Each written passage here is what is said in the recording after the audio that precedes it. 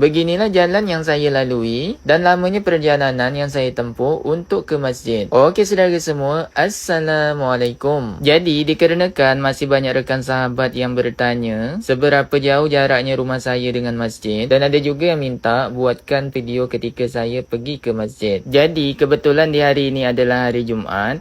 Sambil saya pergi ke masjid, sambil saya merekam video supaya kawan-kawan tahu kan seberapa jauh jarak rumah saya ke masjid. Tapi videonya saya singkat-singkat aja ya saudara, kerana kalau nak direkam dari rumah saya menuju ke masjid, kepanjangan betul videonya dan memori saya pun tak muat-muat saudara, kerana jarak dari rumah saya menuju ke masjid kalau berjalan kaki memakan waktu lebih kurang 25 minit. Itu kalau saya yang berjalan agak cepat sikit. Kalau jalannya agak lambat, mungkin dalam waktu 30 minit ataupun 40 minit. Jadi kalau di kampung ni, dikarenakan jarak masjid tu jauh dari rumah, makanya awal-awal dah pergilah kan ke masjid, jadi dapatlah berjalannya beransur je dari rumah, taklah berpeluh sangat. Tapi saya pada hari ni, saya perginya agak terlambat sikit saudara. Biasanya saya pergi awal lagi, ini dah tengah hari sikit dan saya berjalan pun agak cepat-cepat sikit. Kadang-kadang kalau berjalan kaki ni serba salah juga kan. Kalau jalan cepat-cepat sangat, badan pula cepat berpeluh. Pokoknya bersimbah peluh lah badan. Kalau jalannya slow-slow, takut tak sempat pula nanti kan mengejar waktu. Jadi perjalanan untuk menuju ke masjid kawasan di kampung kami, saya harus melewati 2 kampung ataupun 2 parit, dan ini saya sudah tiba di parit yang pertama. Jadi untuk parit yang pertama yang saya lalui ni, penghujungan paritnya sampai di sini saja. Dan setelah ini nanti ada lagi satu parit yang akan saya lalui. Dan pasti ada kawan-kawan yang bertanya, kenapa masjidnya tidak dibuat satu kampung satu masjid? Mungkin lebih mudah dan lebih dekat lagi dengan masjid. Jadi saudara, kenapa di kampung kami ni tidak dibuat satu masjid satu kampung? Sebab dalam satu kampung ataupun satu parit, penduduknya tak ramai. Macam masjid kawasan di daerah kampung kami ni,